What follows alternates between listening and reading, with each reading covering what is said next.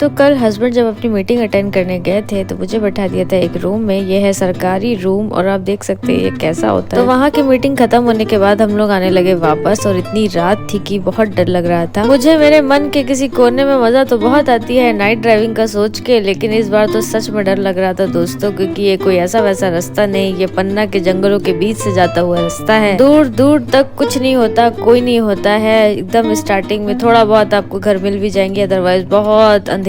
ना कोई गाड़ी आगे थी ना पीछे थी, बस एक आध कोई ट्रक थे और बीच में बड़ी किस्मत से कोई गाड़ी दिख भी जाती थी तो बहुत थोड़ी देर के लिए। अभी आपको थोड़ा बहुत जो लोग दिख भी रहे हैं और गाड़ियां दिख रही हैं, ये सिर्फ स्टार्टिंग का है जहाँ पे हम लोग गए थे, उससे थोड़ी ही दूर का है और इसके बाद सिर्फ और सिर्फ जेट ब्लैक अंधेरा ही था। तो हस्बैंड ने एक रिमोट एरिया पे गाड़ी रोकी कुछ लेने के लिए और इसके बाद भी जब हम लोग चले पूरे रास्ते में मनाती जा रही थी कि लोग दिख जाए, एक आध गाड़ी निकले और बीच बीच में निकल जाती थी तो बड़ा अच्छा लगता था कि कोई तो है। और मैं रिकॉर्ड कर ही रही थी कि बीच में देखा एक आदमी का एक्सीडेंट हुआ है, वो नीचे पड़ा हुआ था और लोग उसको उठा रहे थे। हम लोग भी हेल्प करना चाह रहे थे मगर इतनी रात में हस्बैंड को सही नहीं लगा क्योंकि मैं भी थी साथ में। तो फिर हम लोग आगे निकल गए और जहाँ हम लोग गए थे वहीं से एक कलीग का फोन आया हस्बैंड के पास। उसने बोला कि रास्ते में कोई भी ऐसे गिरा पड़ा मिले तो उसकी हेल्प मत करना, वो सब एक छलावा है। ये बात सुन के मैं और मेरे हस्बैंड की दैया मैया हो गई और यहीं से हस्बैंड ने गाड़ी ऐसे दौड़ाई, मैंने भी उन्हें नहीं रोका। मैं एक नास्तिक हूँ लेकिन मेरे मुंह से हनुमान चालीसा इतनी स्पीड से निकला कि शायद ही कोई पढ़ सके। आधी रात में हम लोग घर पहुँचे थे, फिर सो गए। सुबह हो गई, हस्बैंड ऑफिस चले गए और मैंने दिन से अपना व्लॉग स्टार्ट किया क्योंकि सुबह मैं बिजी थी। और आज मैं बना रही थी आलू और पनीर की करी, हस्बैंड की फरमाइश थी तो बनाना तो बनता था। और आज का मौसम बड़ा धूप वाला, इतनी गर्मी। पनीर एक ऐसा व्यंजन है जो मुझे सिर्फ देखने में पसंद है, खाने में पसंद नहीं। पूरी दुनिया पगला रही है पनीर के लिए लेकिन मुझे पता नहीं क्या है, दूध से जुड़ा कोई भी आइटम खाने में मुझे मौत आती है, चाहे वो दही ही क्यों ना हो, मिठाई क्यों ना हो, थोड़ा सा खा के पगला जाती हूँ। अब इस करी में अगर आलू पड़ रहा है तो मैं आलू के सहारे इसको खा जाऊंगी, लेकिन पनीर खाएंगे हस्बैंड। लेकिन सरप्राइज देने हस्बैंड थोड़ा जल्दी आ गए और मेरा खाना ही नहीं बना था। फिर मैंने देखा कि फ्रिज में क्या रखा है, वही गर्म करके उनको दे दिया। बेचारे हस्बैंड क्या करते। खैर आज मेरा कुछ खाने का मूड नहीं था, इसीलिए मैं सोच रही थी कुछ न कुछ ऑर्डर जरूर करूंगी और मैंने कर लिया। ऑर्डर करते ही 10 मिनट में वो आ भी गया, मैं खुश हो गई। जनरली घर पे मैं टी शर्ट और शॉर्ट पहनती हूँ और जब भी कोई डिलीवरी वाला आता है तो वो सबसे पहले मेरी टांगे देखता है, लेकिन क्योंकि मैं हाथ में कैमरा पकड़े रहती हूँ किसी की हिम्मत नहीं पड़ती कंटिन्यू करने की। तो मैं आपको बता दूं कि आज मैंने मंगाया था गोलगप्पे